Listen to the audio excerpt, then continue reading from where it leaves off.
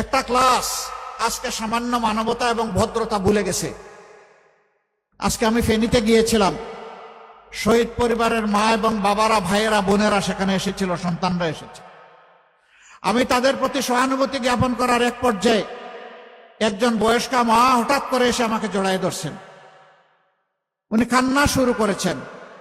আমি তো তাকে ছুঁড়ে মারতে পারি না, তিনি তো জাতির মা, আমার মা, তাকে সম্মান করা আমার দায়িত্ব। সেটা নিয়ে এক শ্রেণীর ইতর দেখলাম বুলিং শুরু করেছে। তোদের কি মা নাই? জুলাইকে তোরা স্বীকার করিস না? যদি জুলাইকে ধারণ করিস তাহলে এমন একজন মাকে কেন তোমরা অপমান করছিস?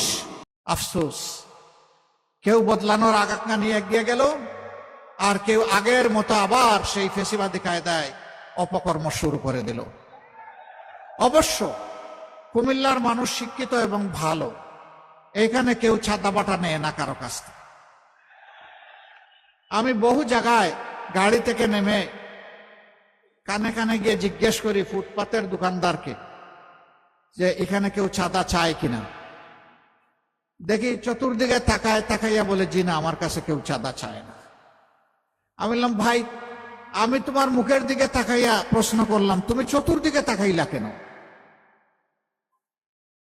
তো দুই একজন ভয়ে ভয়ে বলে যে আমার এই কথাটা কেউ শুনলেও অসুবিধা আছে।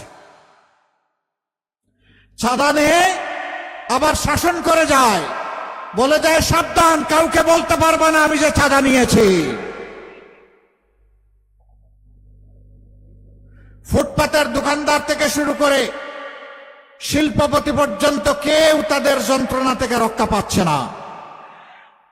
ওই শিল্পপতিদেরকে রাতে বিরাতে 2টা, 2:30টায়, 3টায় ফোন করে, আপনি অমুক না? বলে হ্যাঁ। তা আপনি কি খুব শান্তিতে বাসায় ঘুমাচ্ছেন? বলে ভাই কি বলতেছো বুঝতেছি না, তুমি কে? আপনি কে? কয় যে আমি কে আপনার চিনার দরকার নাই, কালকে ছোট ভাইয়ারা যাবে দেখা করবে, ওরা যা বলবে তাই করবেন, আর না হয় রাতের ঘুম হারাম করে দেব। কেউ শান্তিতে নাই। আমরা কি চাই সেই ফেসিবাদ আবার ফিরে আসুক? তাহলে এই ফেসিবাদকে বিদায় দিতে হলে কাকে দিয়ে বিদায় দিবেন? জুলাইয়ে যারা বুক পেতে যুদ্ধ করেছে জাতির জন্য, তাদের প্রয়োজন হবে। বন্ধুগণ, 15.5 বছর অনেক নির্যাতনের শিকার হয়েছি। দফায় দফায় আমরা সবাই, এখানে যারা আছেন সবাই জেলে গিয়েছি, কিন্তু আমরা দেশ ছেড়ে যাইনি। আল্লাহর মেহেরবানিতে, আল্লাহর দেওয়া শক্তিতে, তার উপর ভরসা করে এই দেশকে ভালোবেসে, দেশের মানুষকে ভালোবাসে আমি না হয় চলে গেলাম, এই নিরুপায় সহকর্মীদেরকে দেখবে কে? আমরা দেশ ছাড়ি নাই, দেশে ছিলাম, এখন আছি, আল্লাহ রেখেছেন। কথা দিচ্ছি, সুখে দুঃখে আমরা দেশবাসীকে ফেলে কোথাও যাব না ইনশাআল্লাহ। আমরা ছিলাম, আমরা আছি, আল্লাহ যেন আমাদেরকে তৌফিক দেন আমরা থাকতে পারি। যারা আজকে এই সমস্ত অপকর্মে জড়িত তারাও মজলুম ছিলেন একদিন। জোড় হাতে বলি, আপনি মজলুম ছিলেন, জালিম হতে চাইয়েন না। আপনি কেন জালিম হবেন? মজলুমের দুঃখ তো আপনার বুঝার কথা,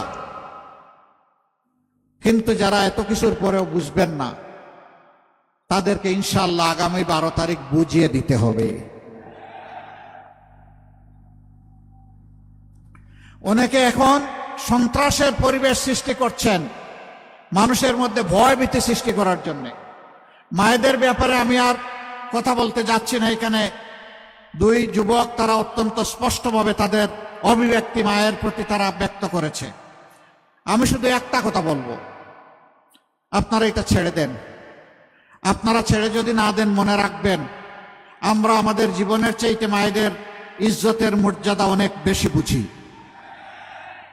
আর যদি মায়ের গায়ে কেউ হাত দেয়, আর যদি হুঙ্কার দেয় আমাদের মাদের কাপড় খুলে নেবে, আমরা তাদেরকে ছেড়ে কথা বলবো না ইনশাআল্লাহ। ওরকম পরিস্থিতি যেখানেই হবে আমি যোদ্ধা লড়াকু যুবকদেরকে বলবো, তোমরা যারা বুকের রক্ত দিয়ে, বিশেষ করে এই ৩৫ শহীদের কুমিল্লার যুবকদেরকে বলবো, তোমরা সেদিন যারা জীবনের মায়া ত্যাগ করে জাতির জন্য রাস্তায় নেমেছিল, আসো এরকম বেয়াদবি কেউ করলে মায়ের ইজ্জত রক্ষা করার জন্য আরেকবার তোমাদেরকে লড়তে হবে।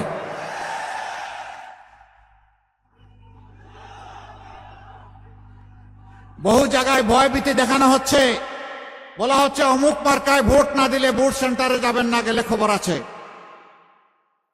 আমি মাদেরকে বিশেষভাবে বলবো, তাদেরকেই ভয় দেখানো হচ্ছে।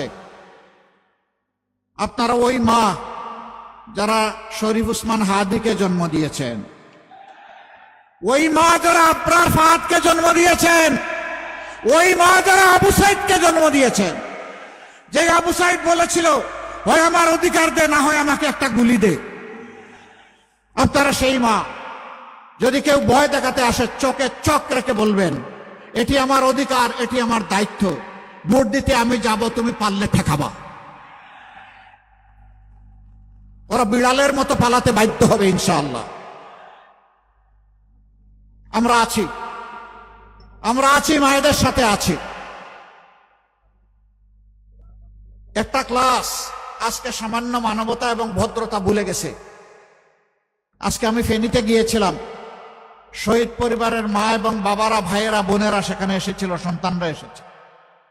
আমি তাদের প্রতি সহানুভূতি জ্ঞাপন করার এক পর্যায়ে একজন বয়স্কা মা হঠাৎ করে এসে আমাকে জড়ায় ধরছেন। উনি কান্না শুরু করেছেন।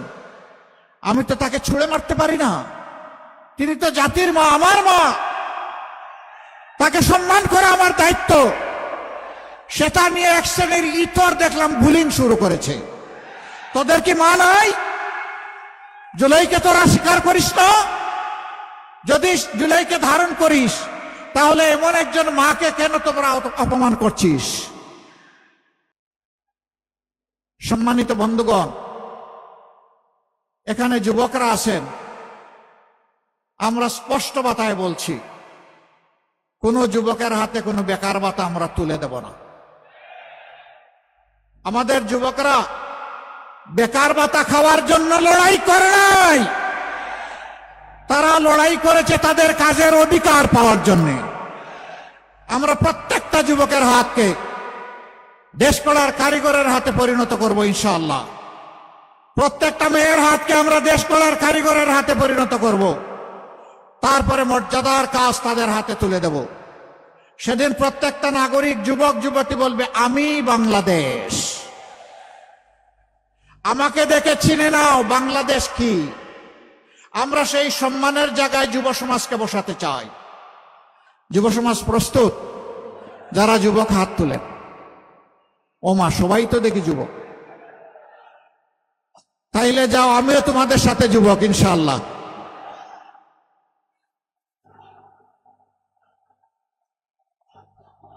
যুবকরা বাঘ, সিংহ, পর্বত কাউকে ভয় করে না, আল্লাহর পর শুধু আল্লাহকে ভয় করে আর আল্লাহর উপর ভরসা রাখে।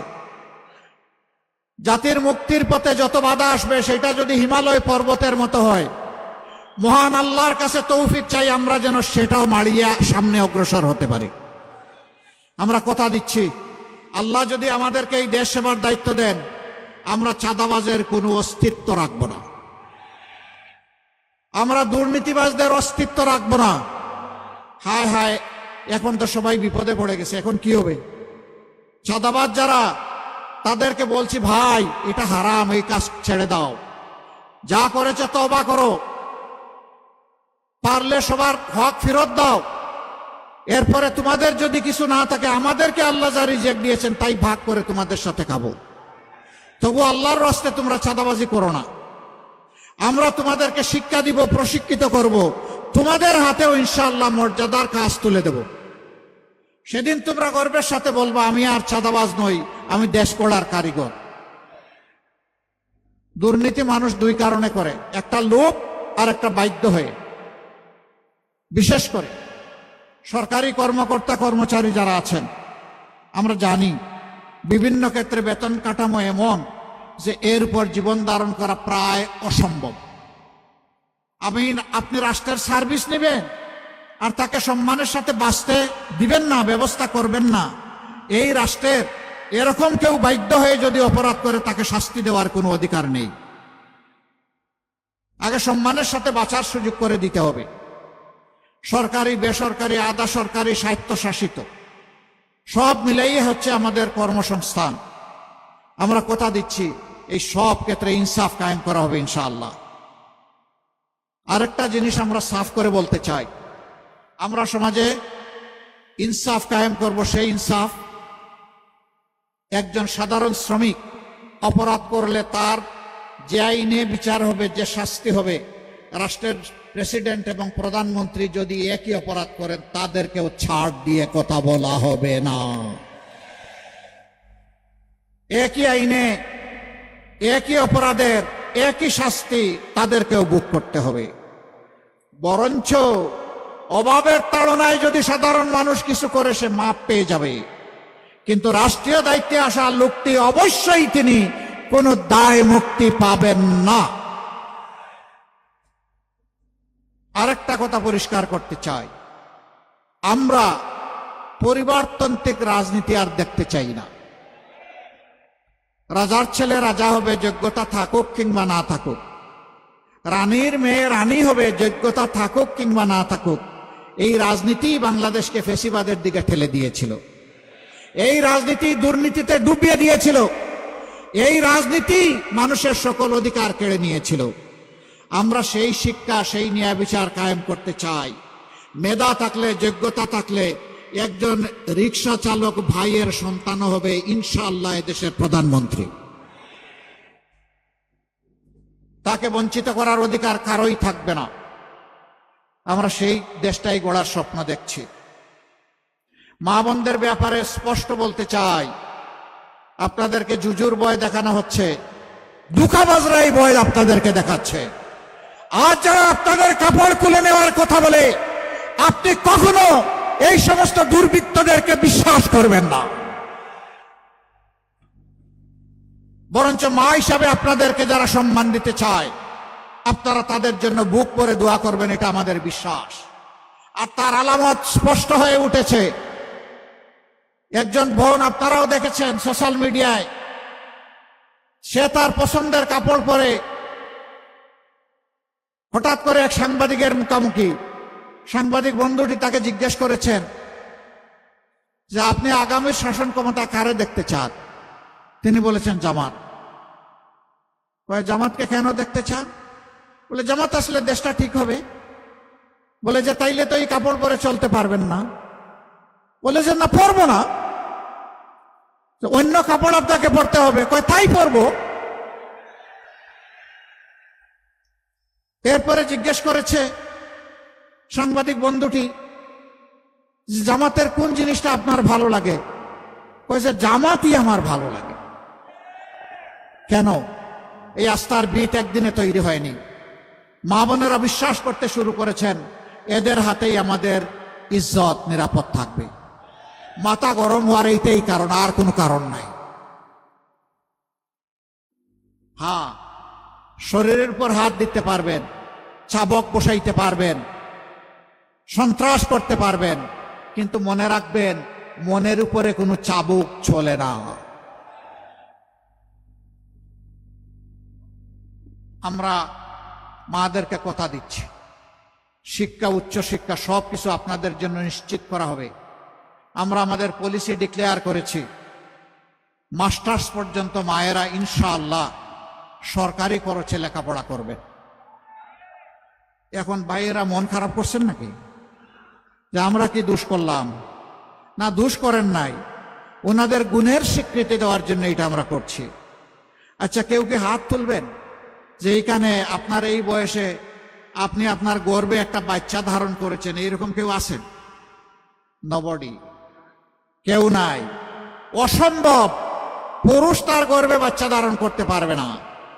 আচ্ছা, বেবিটা জন্ম নিয়েছে, তারপরে বুকের দুধ, নিজের বুকের দুধ কেউ খাইয়েছেন, এইরকম কোন পুরুষ এখানে আছেন? নাই। তাইলে মা, মার তুলনা মা, আবার বলবো মায়ের তুলনা মা, মায়ের তুলনা অন্য কারো সাথে হবে না। এই জন্যই মাকে সম্মান করতে হবে। তাই মায়েরা ঘরে থাকবেন ইনশাল্লাহ ইজ্জত এবং নিরাপত্তার সাথে। রাস্তায় যখন চলাচল করবেন তখন তাদের ইজ্জত নিশ্চিত করা রাষ্ট্রের দায়িত্ব হবে।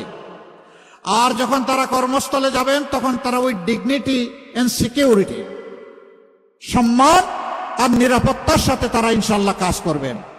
সেদিন মাও গর্ব করে বলবেন, আমিও বাংলাদেশ। এই বাংলাদেশটাই চেয়েছিলাম।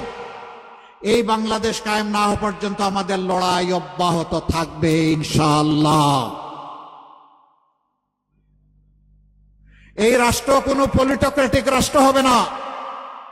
রাজনৈতিক আনুগত্য দেখে, দলীয় আনুগত্য দেখে কাউকে এখানে মূল্যায়িত করা হবে না। রাষ্ট্র হবে মেরিটোক্রেটিক। যার যোগ্যতা আছে এবং যার দেশপ্রেম আছে, সে কোন ধর্মের এটা দেখার বিষয় নয়, সে দেশের নাগরিক, এটাই যথেষ্ট।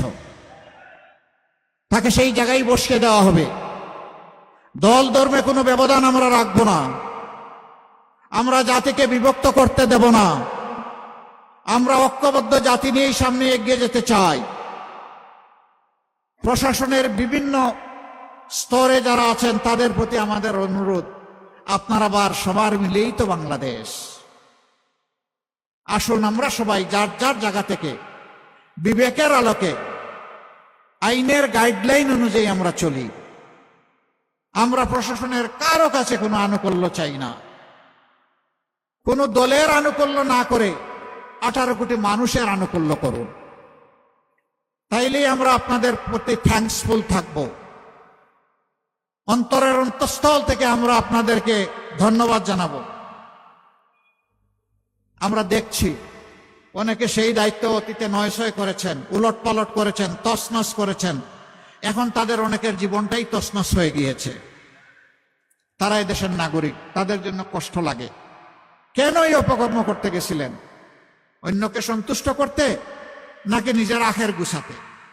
কই কিছুই তো আপনার কাজে লাগলো না। এখন আমি আশা করি যারা অতীতে বাধ্য হয়ে এই সমস্ত কাজ করেছেন তারা এবার জনগণের পক্ষে দাঁড়াবেন ইনশাআল্লাহ। তারা 18 কোটি মানুষের হবেন। মিডিয়ার ব্যাপারে দুটো কথা বলতে চাই। মিডিয়া জাতির চোখ, জাতির দর্পণ বা আয়না। আর মিডিয়ার বন্ধুরা হচ্ছেন তারা, কি বলে মিডিয়ার বন্ধুদেরকে? হ্যাঁ, বলবেন না কেউ? জাতির বিবেক। মিডিয়া অনেক কষ্টের ঘটনা ঘটে যাচ্ছে। জোর করে দেশটাকে অন্যায়ের দিকে কেউ যেন নেওয়ার চেষ্টা না করেন, কেউ যেন দুর্নীতির পৃষ্ঠপোষকতা না করেন, কেউ যেন চাঁদাবাজদের পক্ষ না নেন, কেউ যেন অন্যায়ের সমর্থন না করেন। আমরা চাই আপনারা ন্যায়ের পক্ষে থাকেন, কল্যাণের পক্ষে থাকেন, দুর্নীতির বিরুদ্ধে থাকেন। আমরা আপনাদেরকে স্যালিউট দেব। দুই একটা হাউজের কথা হয়তো এসেছে, আপনারা ভুলে যান। সাংবাদিক যারা আছেন, সত্যটা অনেক সময় আপনারা তুলে ধরেন, কিন্তু হাউজ এটা উলট পালট করে দেয়। এটা আমরা জানি, আমরা বুঝি। আমাদের মূল অনুরোধটা হাউজের কাছে। এই কষ্ট করা সাংবাদিক ভাইয়েরা যারা জানের ঝুঁকি নিয়ে নিউজ কভার করে, ফাইট করে, তারা আসলে যোদ্ধা। সেই যোদ্ধাদেরকে আমরা সম্মান করি। তারা আমাদের কাছে আমানত, তারা আমাদের ভাই, তারা আমাদের বন্ধু। আপনারা আপনাদের হাউসগুলোকে বুঝাবেন। হাউসের যারা নিয়ন্ত্রণ করেন, পলিসি নিয়ন্ত্রণ করেন, তাদেরকে বুঝাবেন যে আমরা তো মানুষের কাছে যাই, মানুষের সাথে চলাফেরা করতে হয়। এমন কিছু করলে যেটাতে মানুষের আস্থা উঠে যায়, মানুষের কষ্ট হয়, বিরক্তির উদ্রেক হয়, সেটা থেকে আমাদেরকে মুক্তি দিন। আমরা আশা করব, আমরাও চেষ্টা করব, আপনারাও চেষ্টা করেন। সম্মানিত ভাই, কথা আর আমি বাড়াচ্ছি না, এখানেই শেষ।